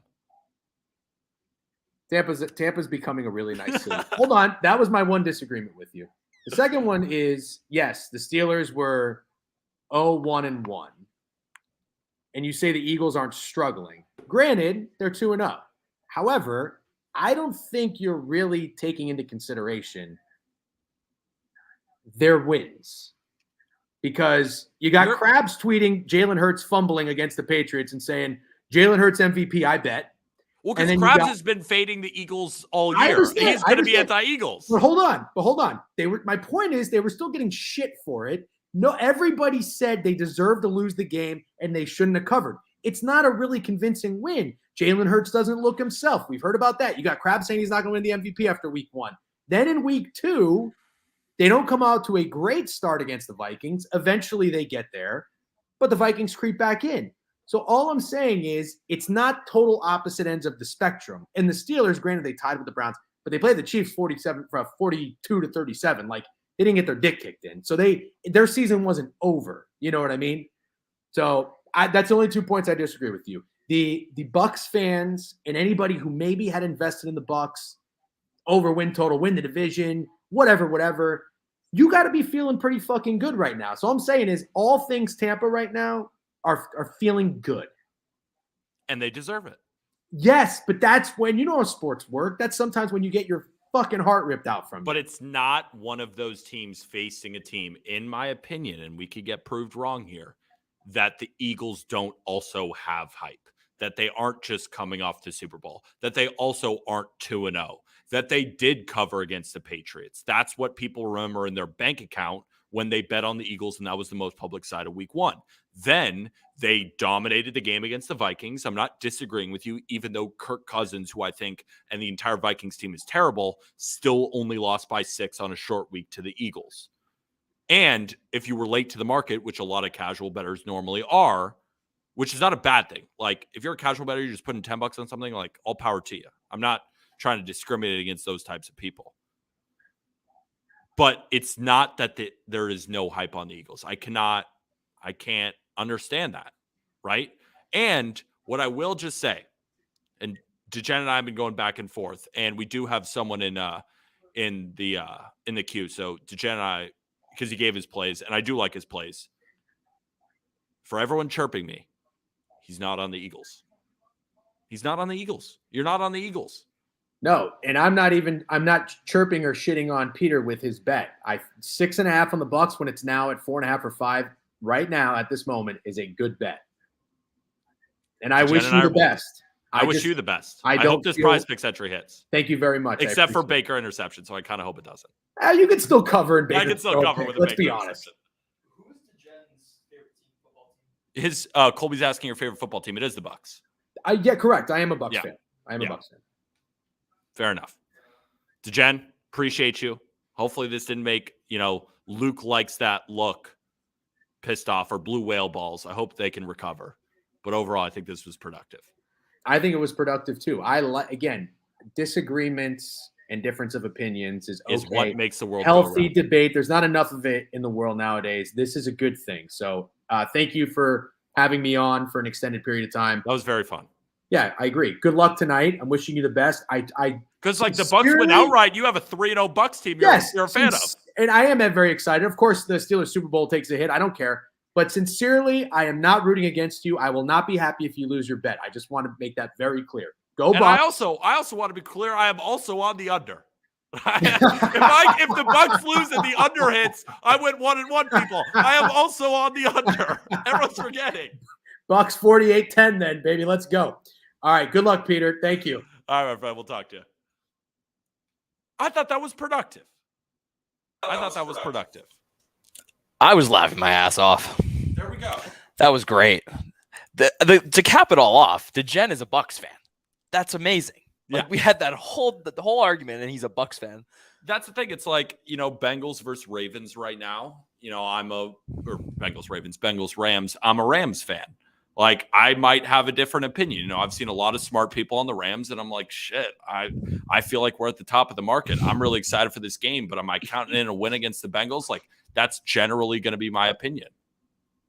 Bro, spend no time talking about the under. That's what we did before, Jed, so you might be coming in late, but I went over everything about the under. Adrian Hill, referee stats. We went over all of it. Colby, why don't you give your picks now? Yeah, I was going to say, we haven't talked about the Rams-Bengals game I don't know if we have talked about it. Did Callie Wager talk about that? He's on a teaser. Yeah, he did. He's on a teaser with the under. He's on the under 51 and a half and the Rams plus 10. So you have Rams money line. Why don't you talk to us about it? I do have Rams money line, and I have it for a unit at plus 140. So I mean, hold on before you. That is absolutely true. It's been 30 minutes. Don't forget, Peter only thinks football game for 48 minutes. I was told from Colby. I was going through a lot of numbers, and I was like, "Wait, how long?" And then Colby goes, "There's 48 minutes." It's like like when you're in Spanish class. Funny story with my guy Dustin. Two guys sitting next to each other, and Dustin is not paying attention in Spanish class, and the teacher says, "Dustin, what's the answer?" And my friend DJ goes, 4. He goes 4, and he's like, "That's not how you say cat in Spanish." It was one of those situations where I was in another world thinking about other numbers, and Colby just said 40. And then the chat's going crazy. I love it. But yeah, Rams-Bengals, I mean, this was an interesting one from a betting perspective and just seeing the market move because the line opened Rams plus 120. Then the number opened at 6.5, like when we thought Burrow would play. But ever since it's been weird. It's been plus 20. Yeah, exactly. Plus 120 at plus 2.5, like pretty sturdy there. And a lot of money came in on the Rams for good reason, right? You have like the backup for the Bengals. I don't even know. Who is it? Who's the backup? For the Bengals? Oh, it's somebody not good. That's all I know. Basically, if Burrow doesn't play, then I think the Rams have a really great shot to win this game. Obviously, now the reporting is that Burrow is Jake Browning out of Washington. He's likely to play. I don't know if he's going to be 100%, But it was interesting to hear Jamar Chase talk about it this last week, right? He was like, I don't think Burrow should come back. I think he should wait till he's fully healthy. And I get that, they have to win. It's week 3. I don't know the numbers on teams that have gone 0-3 and made the Not playoffs. good. I don't know if it's ever happened. It's not. No, I think it's happened, but it's like below 10, or it's like in the 10% range, I think. Exactly. So like the Bengals need to win this game at home against a Rams team. But this Rams team coming into the year, not great people. We talked about it. Like They're frisky. They're They're frisky. Yes, They're frisky. Very frisky. They're not bad. They're frisky. I got a frisky team. Let's start with Matthew Stafford, because from what I've seen from Matthew Stafford this year, he looks healthy again. He doesn't have Cooper Kupp, but Puka Nacua has been amazing. Tutu has been amazing. For the most part, the line has held up admirably for him, which he needs, because he's just going to sit in that pocket all day and move his eyes around, move safeties around, and find holes. And I think he can do that against a Bengals defense that has not been getting pressure. They rank in the bottom 10 in pressure rates so far this year, which you're not used to seeing from a Bengals defense. Usually the Bengals get a lot of pressure. Usually the Bengals have a sick defense, but they lost some guys in free agency this year, right? They had a lot of salary and not much salary cap. So I think this Bengals team isn't as good as we've seen in the past. And then you come in with a Joe Burrow that's not that healthy. You have a Rams defensive line that has been getting pressure at a top 10 rate against an O-line for the Bengals that is beat up and is not as good as we've seen in recent years, which for Joe Burrow is an absolute problem. You saw what happened in that Browns game, man.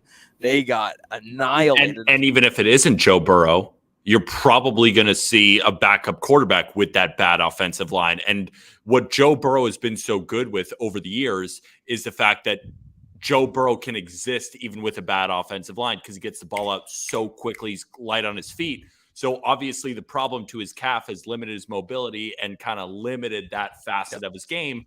And then when you have a bad O-line, it's really hard to overcome. But it also doesn't help 2 straight division games.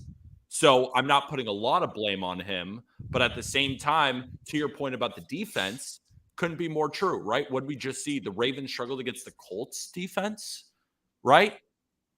Yeah. The Ravens struggled against the Colts defense, but they put up 27 against the Bengals, right? Not a great defense right now. Yeah, and I think the Rams should be able to score points. It really does come down to the trench battle, and it really does come down to how healthy Burrow is. But I'm willing to throw kind of not a Hail Mary out there, but at plus 140, it seems like there is a lot of value on the Rams in this spot, even with Burrow healthy.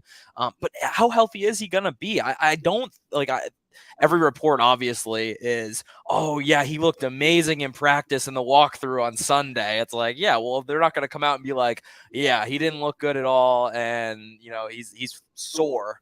But obviously the Bengals really need to win this game. But I think the Rams come in there pretty fired up, man. I think they're feeling good, and I'm going to take a shot on that plus 140.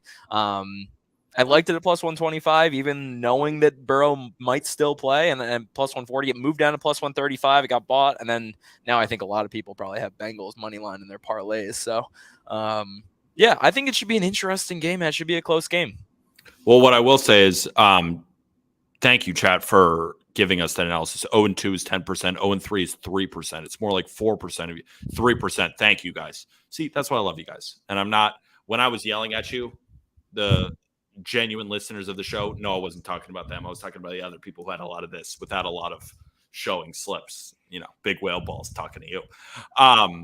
What I will say is, if I had to bet this game, I would either bet the Rams money line or I would bet the Bengals spread, because I think if Joe Burrow looks good, the Bengals are motivated and they're going to win this game. If he doesn't look good, I think the Rams win this game. So I don't know if the spread is going to matter. That's why when I was talking, hold on.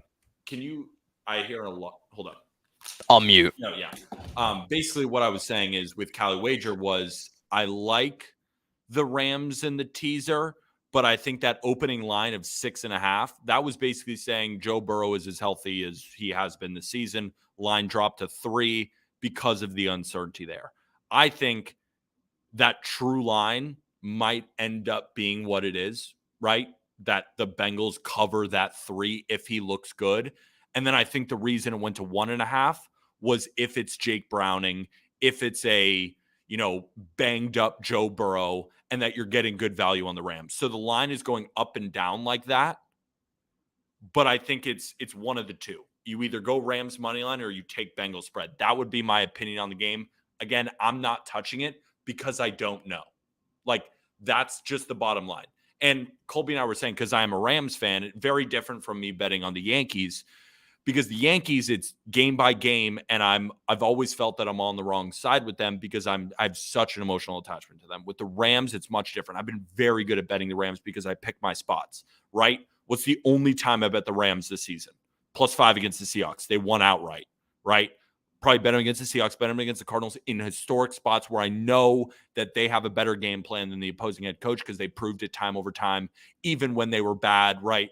The last 2 times they faced the Seahawks, when it was Baker, when it wasn't as good of a Rams team, they still never lost by that much. So that's, for this game, it's either Rams money line or it's Bengals spread, if that makes sense to you.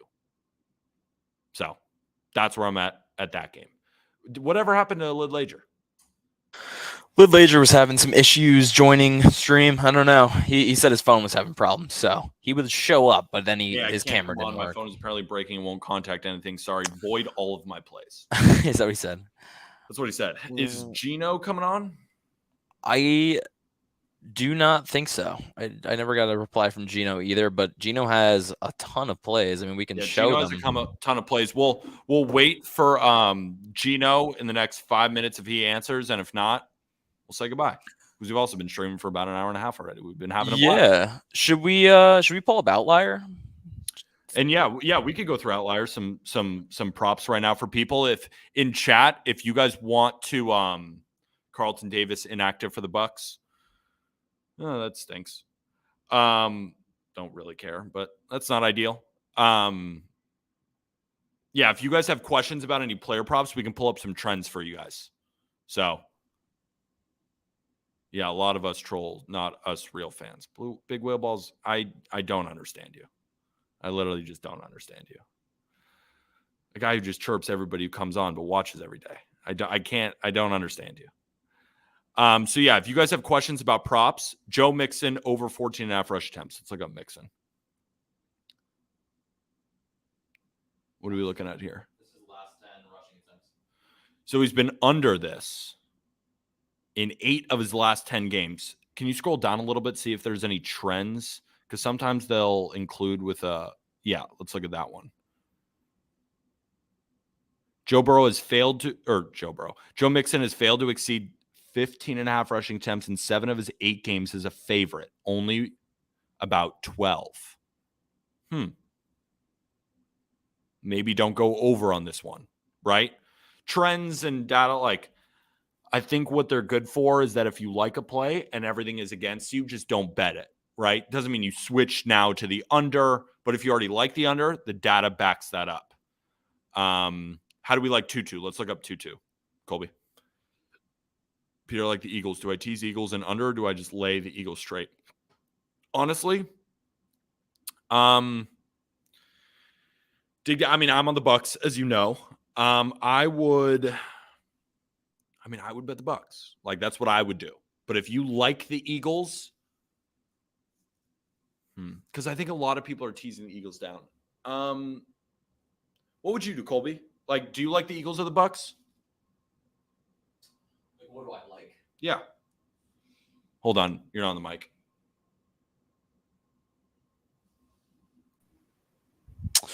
What do I like in this game?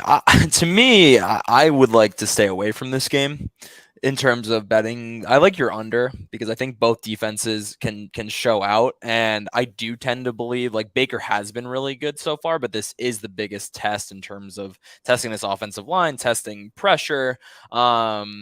This Eagles defense has so many playmakers on it that I lean this under because I also haven't seen this Eagles offense really, really turn it on. And I think they have some holes, and there has been a good enough tape on them how to stop them. So I lean the under, especially in a primetime spot.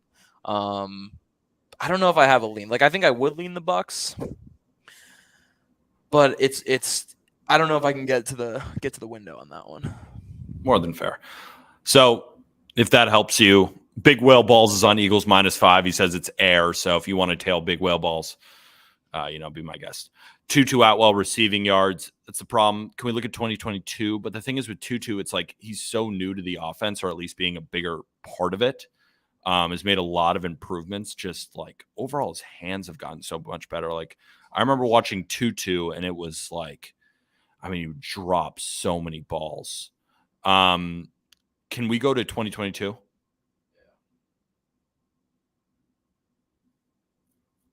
Just look at what it is in 2022. Yeah, see, like he was barely over this, but now he's in a new role. Like these are player props that I don't really end up betting. Peter, you on Bucks money line as well? No, I'm just on the 6, and I'm on the under 45. I camped out of the window, Colby, waiting for you to place my life savings on Eagles -5. Big Whale Balls. I have always asked, and we're going to continue to ask.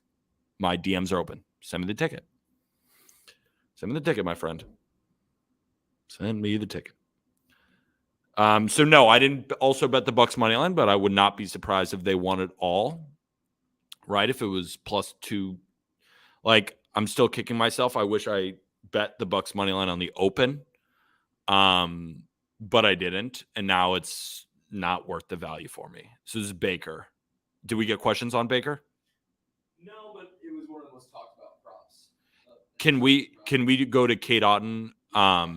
From Trent Supergoats. I love that. That's your name on Twitch. Trent Supergoats. Yards, receptions? Just look at Otten. Over 3 receptions or over 26. Let's look at both. So let's go to 27.5 receiving yards. This is fine. Over 2.5 receptions. This is the last 10 games. And only 40% of games, but this is the last 10 games. It's not all. It's like all of 2022.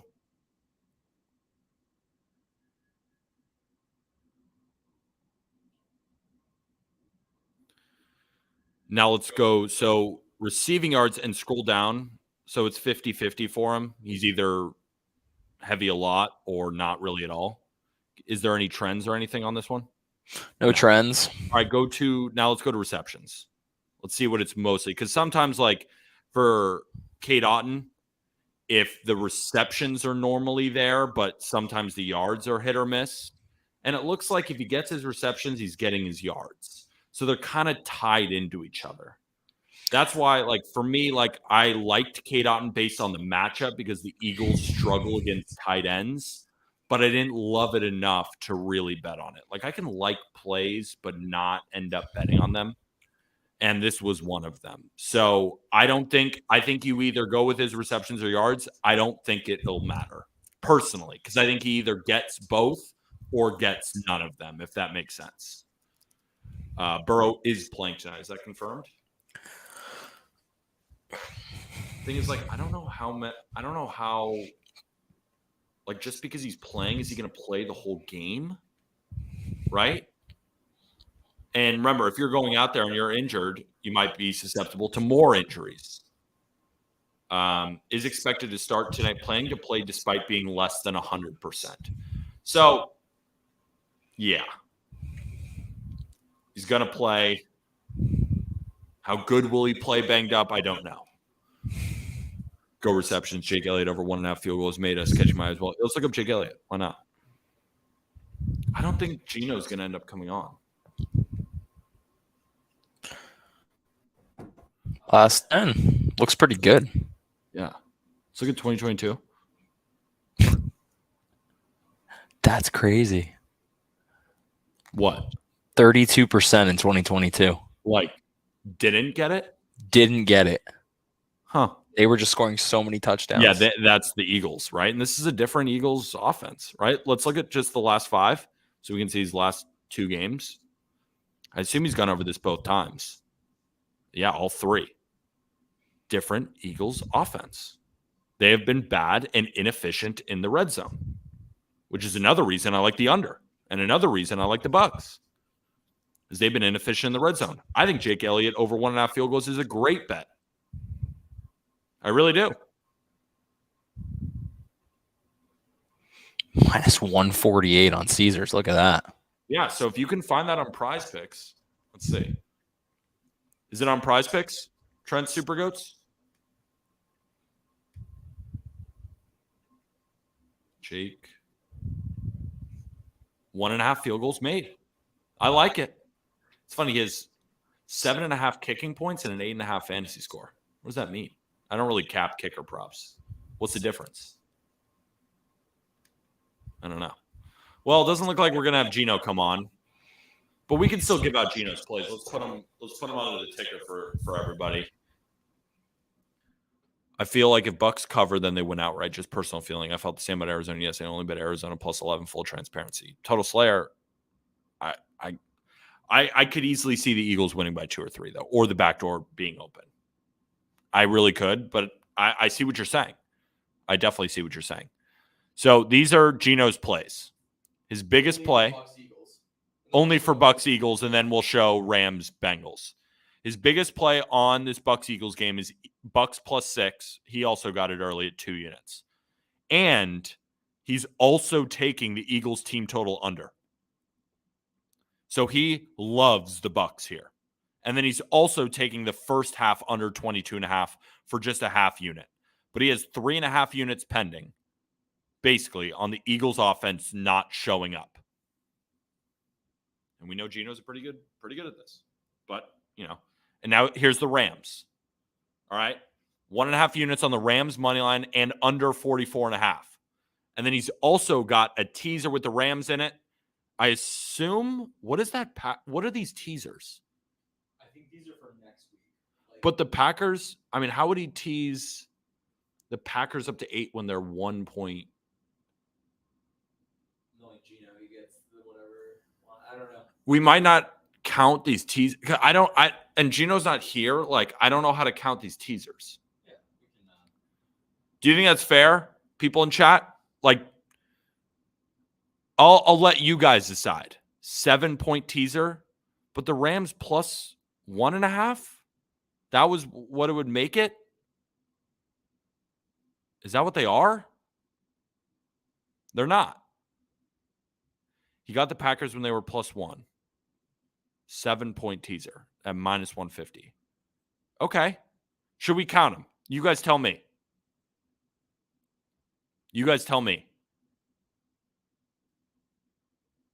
Are these fair? Should we count them? Sure. From Cash Cow? Yes. Okay, we'll count them. Why not? They are fair. Yes. Perfect. Okay, let's count them. 7-point teasers, minus 150. Perfect. We'll do it. We'll do it. Thank you, guys. We'll do it. Okay? We'll do it. And then this was mid-major. Hammering the Bengals. We'll count his. We'll count him. Hammering the Bengals. Alt spread 6.5.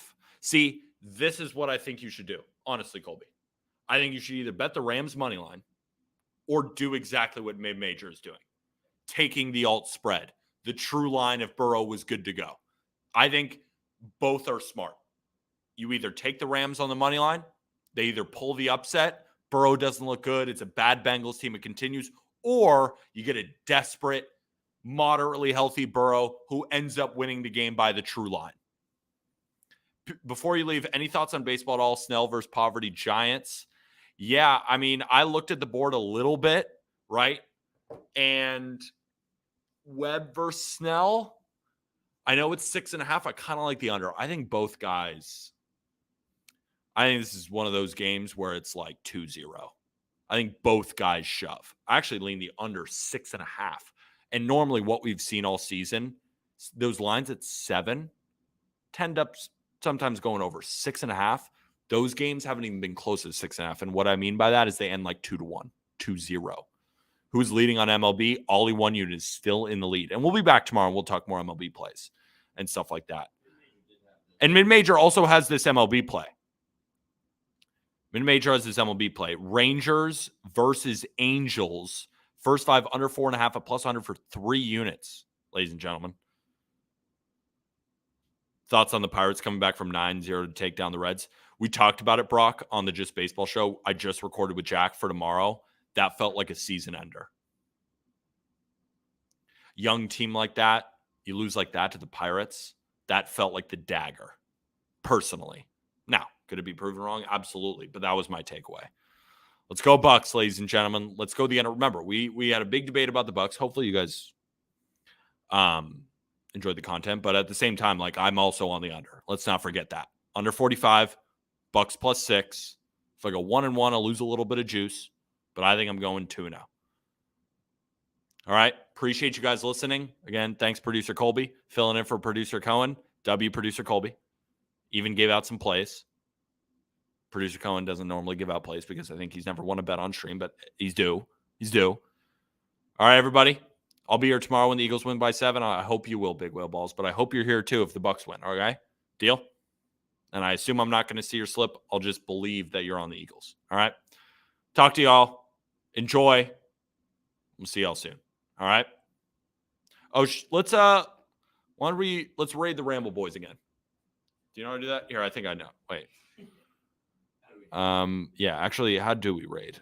Producer Cohen always does it. Oh boy. How do we raid? Anyone know how to raid? Fuck.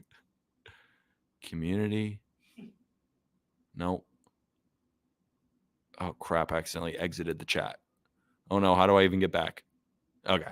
Anyone know how to raid? Here, I think I can do it. You know how to raid? No, you don't go into StreamYard. It's on Twitch.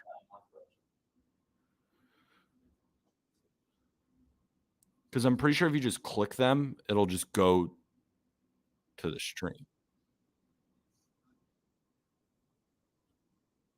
Yeah, you're just on their stream now. All right. I don't know how to raid. We'll raid them later. But go check out the Ramble now. All right. Go ahead and end stream, Colby.